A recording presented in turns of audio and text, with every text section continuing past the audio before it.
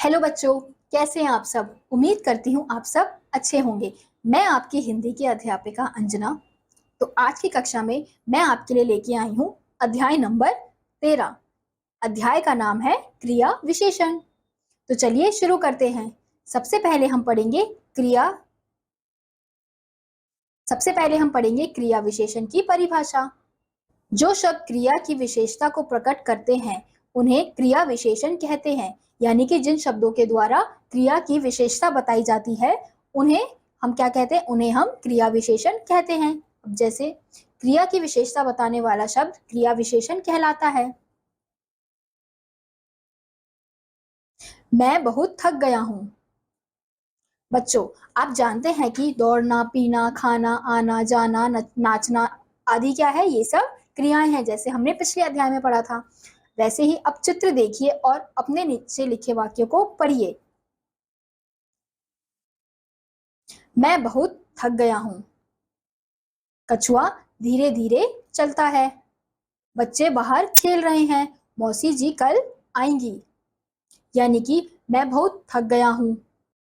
अब इन वाक्यों में बहुत, धीरे धीरे, बाहर, कल, ये सभी क्या है, ये सभी शब्द क्रिया के विषय में बताते हैं कि क्रिया कब, कहाँ और कैसे हो रही है। जैसे कितना थक गया है, कितना थक गया है, बहुत।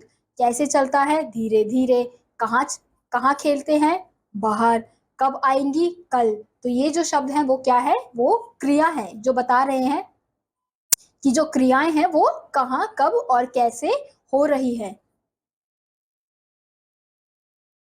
इस प्रकार क्रिया कब, कहाँ, कैसे, कितनी हुई, ऐसी विशेषता बताने वाले शब्द को क्या कहते हैं, क्रिया विशेषण शब्द कहलाते हैं।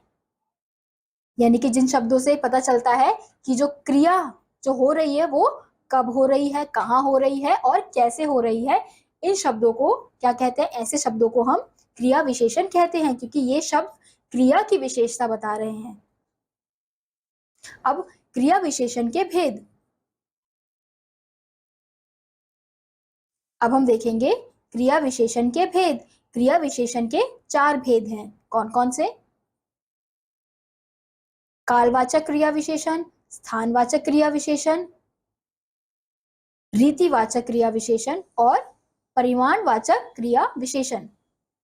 कालवाचक यानी कि समय, स्थानवाचक यानी कि कौन से स्थान में हो रहा है, रीतिवाचक, और परिमाणवाचक यानी कि क्या परिमाण है। तो ऐसे शब्दों को क्या कहा जाता है, जो क्रिया की विशेषता बताते हैं, ऐसे शब्दों को क्रिया विशेषण कहा जाता है। तो आज हमने देखा क्रिया की विशेषता बताने वाले शब्द क्रिया विशेषण कहलाते हैं। जो शब्द क्रिया की विशेषता को प्रकट करते हैं उन्हें क्रिया विशेषण कहते हैं। तो आज का अध्याय यहीं समाप्त होता है। उम्मीद करती हूँ आपको यह अध्याय समझ आया होगा। मैं आपसे मिलूंगी अगली कक्षा में। तब तक के लिए नमस्कार।